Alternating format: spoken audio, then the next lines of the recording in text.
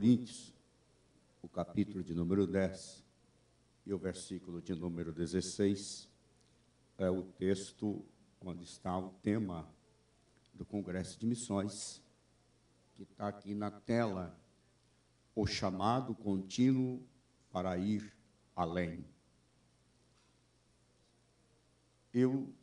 O texto nos diz, 2 Coríntios, capítulo 10, versículo 16, nos diz assim, eu espero vocês acharem. Você só não vai encontrar 2 Coríntios no Velho Testamento.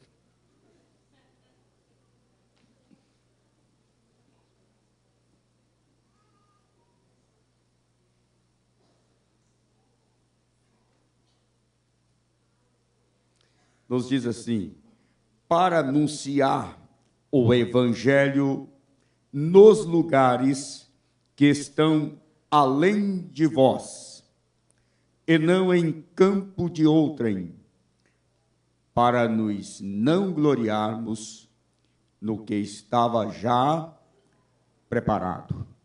Amém. Podeis vos assentar. Meus amados irmãos, eu não tenho um chamado missionário. Deus me chamou, me separou para ser pastor. Há pessoas que confundem dentro do ministério a posição de algumas pessoas que atuam no ministério. Eu me lembro, um certo dia, eu estava ministrando em uma reunião de obreiro, tinha um grupo de obreiros, de 160 obreiros, e depois que ministrei, um certo missionário deu uma palavra. E na sua palavra ele disse que nós temos bons pregadores, bons ensinadores. E não temos muitos missionários. Na sua visão e pensamento, todos teriam que ser missionários. E essa visão e esse pensamento não é correto. O ministério de Deus, no sentido geral, ele precisa, e Deus já colocou uma diversidade de ministério. Se eu não estivesse aqui como pastor, não poderíamos ter enviado Mateus, a irmã Ana Paula, para o campo missionário. Eles estão lá porque eu estou aqui como pastor. E se não fosse eu, teria outro pastor aqui. Então Deus levanta uns para pastorear e chama outros para o campo missionário e assim sucessivamente. Deus, ele coloca cada um nos seus devidos lugares. Contando que o ministério é um só e há diversidades de operação do Espírito Santo em cada área. Tudo isso contribui para o crescimento do reino de Deus. Mas não é isso que eu quero falar. Eu quero falar para vocês hoje, dentro da experiência que tenho, tão pouca, né? Se eu fosse contar algumas experiências que tenho, abrindo o trabalho, iniciando o trabalho, né? Poderia passar o tempo só contando algumas experiências. Mas só quero contar que um dia eu fui fazer um batismo no interior de Ecoporanga, e como lá, todos nós temos aquele costume de chegar uma visita e oferecer café. Não é assim que a gente faz?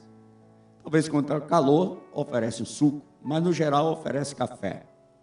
E lá no interior, moía a cana no engenho, fervia o caldo da cana e fazia o café. E cada casa que eu chegava era um cafezinho. Pastor, toma um café. Se eu não tomasse, era uma desfeita. Mas o cafezinho era um copo duplo, né? O primeiro que veio, eu pensei, é coca. Mas era café mesmo. E eu pedi o seguinte, tira um pouquinho, eu só quero um pouquinho do café. Né? Mas fui lá e tiraram a metade, veio com meio copo. Eu teria que tomar um café do caldo de cana. Eu andei tomando uns 10 cafés. Na hora de fazer o batismo, já estava saindo fogo na boca. Não era fogo do Espírito Santo, não, porque o estômago já estava queimando mesmo. E quando eu cheguei em casa, o fígado já estava desse tamanho. 10 cafés de garapa de cana. Né? As experiências não são boas. Mas a gente vai levando. E assim, algumas experiências vividas no dia a dia do trabalho. O missionário não come rato, mas toma café de caldo de cana. Aqui, né? Mas quando o missionário for lá, o missionário Mateus, irmã Ana, lá para Nigéria, né? Para África, eles já vão preparados, né? O metabolismo já vai estar pronto para comer rato, barata e mais alguma coisa, né?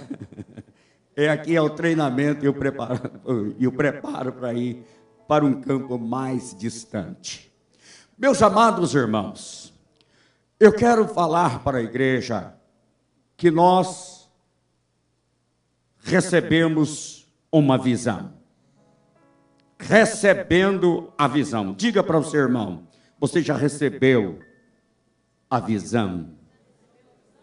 Diga, você já recebeu a visão? Quando nós falamos de visão, vem em mente justamente aquilo que presenciamos no imediato, o que nós vemos diante dos nossos olhos. Mas quando eu falo de uma visão, receber a visão, eu estou falando de uma visão realmente de um propósito, de algo que você tem consciência do que você vai realizar no amanhã, no depois de amanhã, no futuro. Você tem já na sua mente pré-concebido uma realização de algo que você vai realizar futuramente, ou de um lugar que você vai chegar, do que você vai fazer no amanhã. Você tem esta visão formada no seu consciente. Nada está aparente, nada está concreto, mas no seu consciente você sabe o que você vai fazer, você sabe aonde você vai chegar, você tem consciência qual é o propósito que você vai desempenhar da sua vida, isto é, visão. E justamente nesses minutos que eu tenho aqui, eu quero comunicar a você a visão, recebendo a visão. O apóstolo São Paulo, ele, antes de ser Paulo, ele era Saulo de Tarso. Saulo de Tarso era um homem extremamente religioso. E ele era religioso e era zeloso pela religião. Ele vivia a religiosidade e ele era ao extremo religioso. Ele vivia neste mundo da religiosidade. Porém, Saulo de Tarso, ele não tinha uma visão real do propósito de Deus. Ele não conhecia o propósito de Deus. Isso estava oculto à sua mente. Por isso ele não tinha a visão real que ele desenvolve dentro desse texto. Paulo perseguia a igreja. Ele era um perseguidor. Ele batia, ele açoitava, prendia, consentiu na morte de Estevão. Por que ele fez tudo isso dentro de uma religiosidade? Porque ele não tinha a visão. No caminho de Damasco, Paulo encontra Cristo. Cristo se revela a ele. Não somente a máscara dos seus olhos cai, mas também da sua consciência, ela é tirada pelo poder e a graça de Jesus. Os olhos do entendimento de Paulo abrem e ele recebe a visão celestial. O Espírito Santo abre os olhos do seu entendimento e ele agora passa a ver, entender, compreender o propósito divino com relação à salvação. Paulo, ele recebe a visão. Já existia pregadores na época de Paulo, existiam ensinadores, porém eles ensinavam e pregavam sem a visão real do propósito divino com relação à salvação. Paulo, então, ele começa a processar a visão, ele começa a entender o que é que Deus havia planejado, o que Deus havia idealizado realmente para ser desenvolvido o projeto da salvação das almas dos homens. A pregação do Evangelho de Cristo, o anunciar o Evangelho, o propósito do Evangelho é de ganhar e salvar as almas da humanidade, as almas dos homens. Justamente, Paulo entende isso perfeitamente, e justamente Deus, no seu propósito, Deus criou o tempo dos homens, o nosso tempo, diferente do tempo de Deus. Deus estabeleceu o tempo. Nós precisamos entender o tempo nosso dos homens. O nosso tempo passa para mim, passa para você. Nós não podemos deixar o tempo passar e não cumprir o propósito da visão de Deus. Deus criou o tempo. Diga comigo, Deus criou o tempo. E nos chamou e nos colocou dentro deste tempo. Você recebeu um chamado de Deus. O primeiro chamado, Deus te chamou como igreja, como discípulo, como servo de Deus. Você recebeu um chamado de Deus. Você é salvo na pessoa de Jesus. Quantos salvos tem aqui? Levante a sua mão. Você já é salvo? Se você não for salvo, se ainda não está salvo, seja salvo agora, crendo em Jesus e recebendo Ele como Salvador da sua alma. É a fé, é o crer. Você crê, recebe Jesus, Jesus te salva. Uma pessoa pode ser salva agora, crendo em Jesus, levantando a sua mão, com um gesto de confissão, de uma crença no coração e sendo salvo. Deus nos chamou, primeira chamada, e nos colocou dentro deste tempo da salvação. Nós estamos vivendo o tempo da salvação, só que o tempo acaba para alguns. Alguns já foram, fizeram, realizaram, a exemplo Daniel Berg e Gunnar Wing, os dois missionários que fundaram a Assembleia de Deus no Brasil. O tempo deles passou. Eles aproveitaram o tempo, entenderam o tempo, compreenderam o tempo e trabalharam dentro do tempo. O tempo deles passaram. Tem o tempo da igreja. O tempo da igreja vai passar, porque passa, vai passar. Este tempo, antes que ele acabe, antes que ele passe, Deus nos chama para realmente desenvolver esta visão do propósito de Deus. Qual é a visão do propósito de Deus? Você pode abrir a sua Bíblia comigo, no Evangelho de João, capítulo de número 4. Coloque na tela para mim, por favor, o versículo de número 35. Jesus, certa feita, ele estava reunido com seus discípulos. E quando Jesus estava numa reunião com eles, Jesus então disse: levantai os vossos olhos e vedes que os campos já estão brancos para a ceifa. E quando Jesus estava falando para eles, deu uma ordem para ele levantar os olhos e olhar para os campos que já estavam brancos para a ceifa. Jesus estava dizendo: o tempo é agora, o tempo chegou. A visão de vocês ainda está daqui a 4 meses. No propósito de vocês ainda vai chegar daqui a 4 meses. Mas na minha visão, o tempo é agora. É a hora da ceifa. É a hora da colheita. Deus te chamou para fazer uma colheita.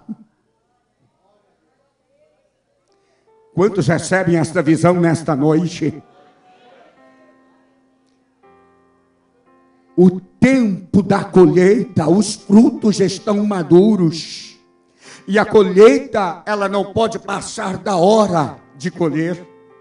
Se passar da hora, perde. Não tem proveito, não tem lucro, não tem vantagem. Alguém foi lá, lavrou a terra, alguém foi lá, colocou a semente, mas quando chegou a hora da colheita, não pode passar da hora. O tempo está passando e Deus te chama para fazer esta colheita. É noite de uma grande colheita de almas para o reino de Deus.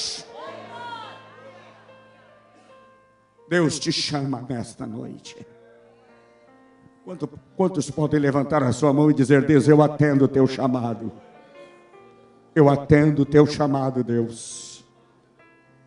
E quando eu leio aqui, ele então diz: eis que eu vos digo, levantai os vossos olhos e vede as terras que já estão brancas para a ceifa.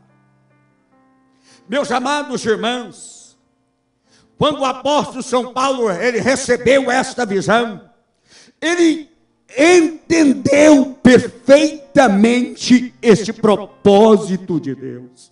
Ora, Paulo, quando recebeu esta visão, Jesus já tinha morrido, já tinha ressuscitado, Jesus já tinha ido para o céu, a igreja já estava caminhando, já tinha aproximadamente de existência 10 anos. Mas Jesus havia falado dessa visão. Ele recebe esta visão. E quando ele recebe esta visão, ele entende que Deus o chamou. E o seu chamado era justamente para plantar a semente do Evangelho. Eu quero que você observe bem. Eu quero que você entenda que existe uma lei da semeadura. Ela é divina. E esta lei da semeadura, ela abrange todos os aspectos da vida. Essa lei não falha. Tudo que o homem semear, a Bíblia nos dá a resposta: isso ceifará. E esta lei da semeadura, ela está intrínseca dentro da evangelização, dentro da obra missionária. Eu estou comunicando a você a visão. E você está recebendo a visão. Diga comigo: eu estou recebendo a visão. Mais uma vez, eu estou recebendo a visão. Mais uma vez, eu estou recebendo a visão. Aí entenda bem, qualquer semente que você plantar, ela vai te dar o resultado. E Jesus deixou isso bem claro. Quando Jesus conta a parábola do semeador, ele diz que o semeador saiu a... O que ele fez? Saiu o quê? A semear. E a interpretação que ele dá da própria parábola, ele diz que a semente é a palavra. Eu estou comunicando você a visão. E você está recebendo a visão. O ministério de Paulo foi produtivo. O ministério de Paulo foi vitorioso. Paulo foi um dos maiores homens que revolucionou o mundo com o Evangelho, porque ele recebeu esta visão, e ele não perdeu a visão, ele perseguiu a visão, ele plantou a visão, ele divulgou a visão, e nós estamos trabalhando dentro da visão que ele recebeu de Cristo. Eu estou te comunicando a visão que Paulo teve no seu ministério. Jesus, ele disse que a Semente é a palavra. Se você reter a semente, ela não produz, ela não frutifica, ela não dá fruto, porque você segura a semente. Mas se você plantar a semente, ela vai te dar resultado. Então eu quero comunicar a você que hoje Deus te chama, Deus te dá a semente do Evangelho, Deus te determina a plantar a semente. E quando você plantar a semente, que é a palavra de Deus, ela vai te dar o resultado. Almas irão se converter, almas irão se render aos pés do Senhor, porque você é um semeador da palavra de Deus. Quantos semeadores tem aqui?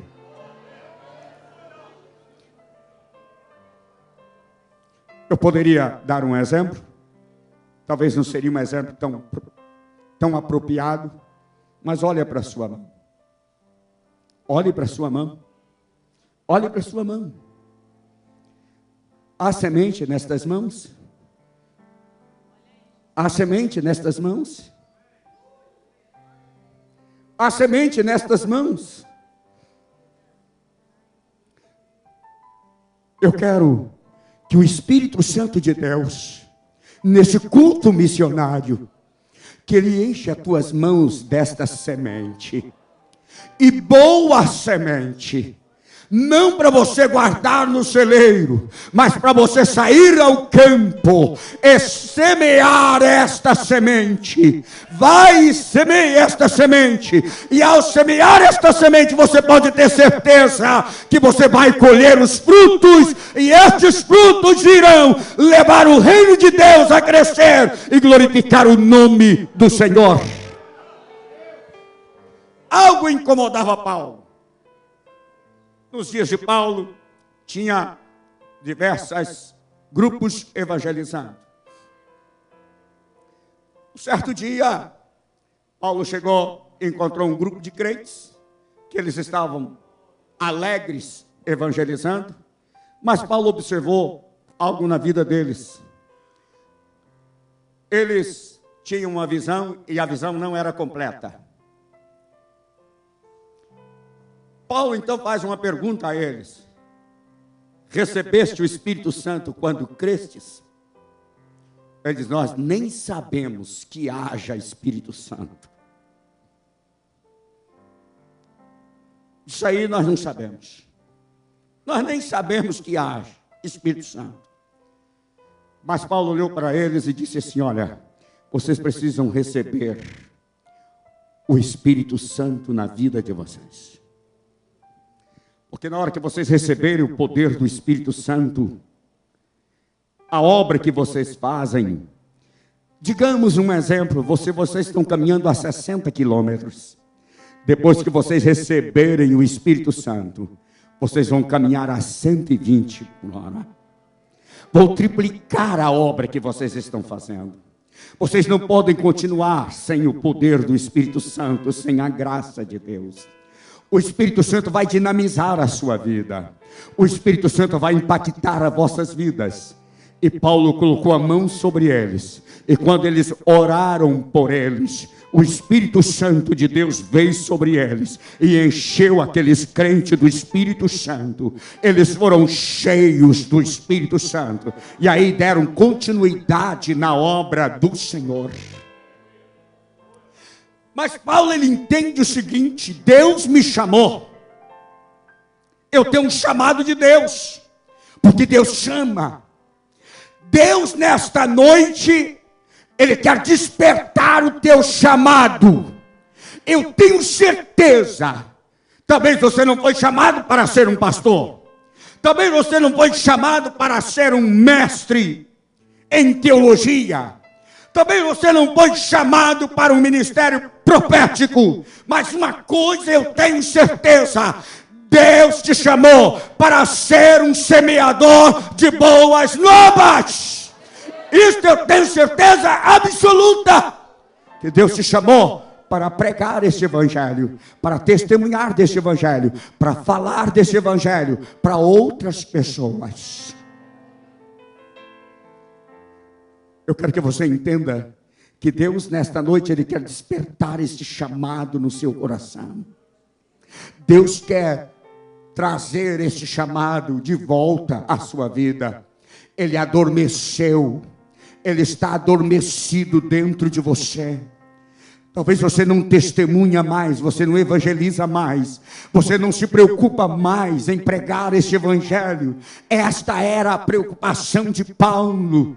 E Paulo, ele entendia o seguinte: eu já não quero pregar mais nesta região.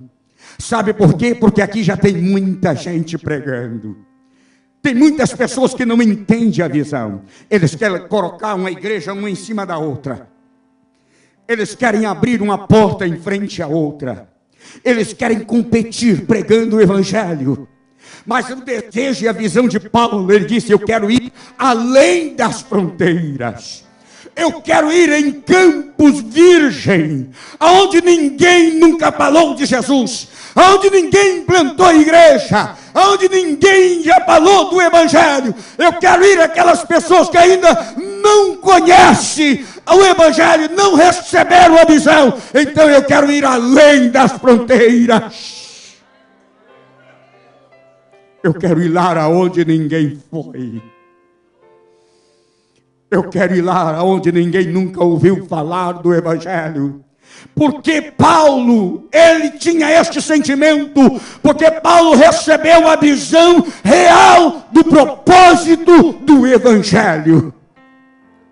Há pessoas que eles querem tirar a igreja, crentes da igreja A, e trazer para a igreja B. Eles querem abrir uma igreja do lado, porque aquela igreja é grande. Se eu abrir, ela também vai crescer, porque aquela é grande. Aquela rende muito, então vai crescer. Esta não é a visão de ganhar as almas e salvá-las do inferno, da condenação e da perdição eterna.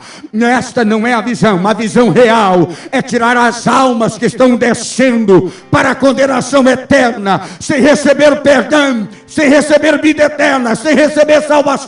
E Deus te levantou, e Deus te chama, Deus te comunica esta visão para justamente cumprir este propósito de Deus.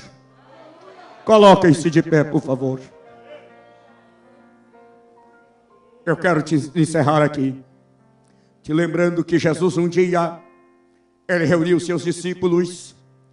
Ele então disse para eles: olha, eu vos delego poder, autoridade.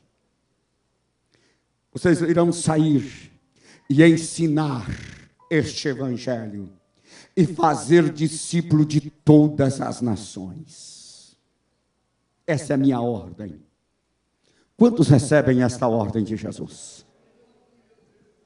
Quantos estão prontos a executar esta obra de Jesus? Então eu quero fazer primeiro. Primeiro ele disse: eu vos dou poder. Quantos recebem o poder de Deus na sua vida? Eu quero fazer uma breve oração com você, com as mãos erguidas, porque você está recebendo a visão nesta noite. A visão é fazer discípulo. Você sabe como faz um discípulo? Você ganha uma pessoa, discipula ele, ensina ele a crer, ensina ele a acreditar em Jesus, e depois você ensina ele a evangelizar os outros. Você está recebendo poder para fazer discípulo de todas as nações. Deus, na autoridade do nome do teu Filho, Senhor, e como ministro do teu evangelho, eu comunico, Senhor, poder a estas mãos. Que este poder esteja na consciência, no coração, que tome a vida de cada um dos teus filhos, que eles tenham poder de fazer discípulos. Abaixe as vossas mãos. Segundo lugar, Jesus, ele ratifica esta delegação que ele deu aos seus discípulos. E disse para eles: ide, uma ordem imperativa, ide e pregai o meu evangelho. Eu poderia trocar a frase, pregar o meu evangelho. Ide levai a minha semente. Quando você plantar, ela vai te dar resultado. Quantos aqui têm alegria de ver uma alma servindo a Deus e glorificando a Deus, que você evangelizou, que você ganhou? Quantos sabem que tem uma alma que ela não vai para o inferno, porque você evangelizou e você ganhou ela para Deus? Quantos têm esta alegria? É isso que Jesus quer que você faça. Ide e pregai. Deixa eu te falar uma coisa aqui. Você não precisa de um profeta para profetizar, porque Jesus já profetizou para você. Você não precisa do pastor te chamar e colocar a mão na sua cabeça e dizer, ide, porque Jesus já mandou você ir. Você não precisa esperar um anjo descer do céu, posicionar na sua frente e dizer, vai, Deus está mandando, Jesus já mandou você ir. Ide e pregai o evangelho. Pregue para a sua família, pregue para os seus filhos, pregue para a sua parentela, pregue para os seus vizinhos, prega no colégio onde você estuda, pregue na faculdade, pregue no serviço. Você não pode deixar de trabalhar para pregar, mas fora do horário você pode pregar. Senão o patrão vai te mandar embora. Você não está lá para evangelizar, você está para trabalhar. Mas cumprir o horário, você pregue para os seus colegas. Pregue para os seus colegas.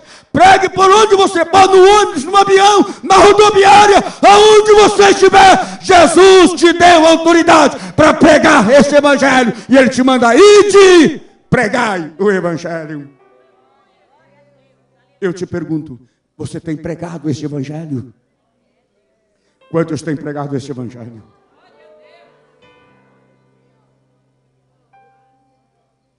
Jesus, quando Ele fala, Ele disse, ide e anunciai. Cumpre este propósito. Nós estamos semeando, mas não estamos semeando a semente ideal. A igreja, em certa medida, ela tem deixado de semear a verdadeira semente. Nós pregamos muito sobre prosperidade, pregamos muito sobre autoajuda, pregamos muito sobre tantos outros assuntos, mas não pregamos sobre o arrependimento dos pecados. Não pregamos que o homem precisa arrepender dos seus pecados, se converter a Jesus, servir a Ele e preparar a sua vida para entrar no céu. Jesus disse, ide, pregai, arrependei-vos, pois, porque é chegado a vós o reino dos céus. Eu estou comunicando a você a visão. Quantos estão recebendo a visão? Quando nós deixamos de cumprir o propósito divino, pelo qual Deus nos chamou, nos separou, nos escolheu e nos qualificou, a nossa vida torna sem sentido neste mundo. Mas enquanto você entende a visão, cumpre o propósito divino, a sua vida torna-se um canal de bênção de Deus. A graça de Deus passa a fluir para você e através de você. Entenda que você é um canal de bênção de Deus. Deus tem um propósito na sua vida. Qual é a visão? Aonde você quer chegar? O que você vai fazer com este propósito? Você vai dobrar ele como dobra uma roupa, enfiar na gaveta e guardar lá e deixar ele mofando? Ou você vai desempenhar o propósito através da visão? Deus esta noite comunica a visão a você. Eu quero que você feche os seus olhos, curve a sua cabeça. Alamachurianto kalamanabacai. Deus santo e poderoso, em nome do teu santo Filho, eu ministro sobre a vida desta igreja. Pelo poder do teu evangelho, pelo poder do teu nome, Senhor. Recebe agora a unção e o poder. Recebe a graça de Deus. Em nome de Jesus. Eu faço essa ministração agora. Vai potencializando, Senhor, a vida de cada membro desta igreja, de cada congregado desta igreja. Meu Deus, que ele não tenha sossego na alma, enquanto ele não cumprir o propósito desta visão. Leva-os a ganharem almas e produzir para o teu reino, em nome de Jesus. Amém. Eu não posso encerrar este culto sem te perguntar se você vai abrir o coração e confessar Jesus como seu Salvador. É a sua oportunidade. É o tempo de Deus na sua vida. Tem uma pessoa que vai confessar Jesus. Eu quero te conhecer. Aonde está a primeira pessoa que vai confessar Jesus como seu Salvador nesta noite? Meu tempo acabou e eu tenho pressa. Jesus te chama para esta salvação gloriosa. Jesus te convida para esta salvação maravilhosa. Tem uma pessoa, eu quero te conhecer neste culto. Na galeria ou aqui embaixo, ou quem sabe tem uma pessoa que já serviu a Deus, mas parou na caminhada, está parado, mas hoje você vai retomar a sua caminhada. Tem uma pessoa, quem sabe você está em casa ou no trabalho, participando desse culto, e o Espírito Santo falou no seu coração através da transmissão deste culto. É a sua oportunidade de reconciliar, de confessar Jesus como seu Salvador e receber a vida eterna por Ele. Deus vos abençoe em nome de Jesus. Meus irmãos,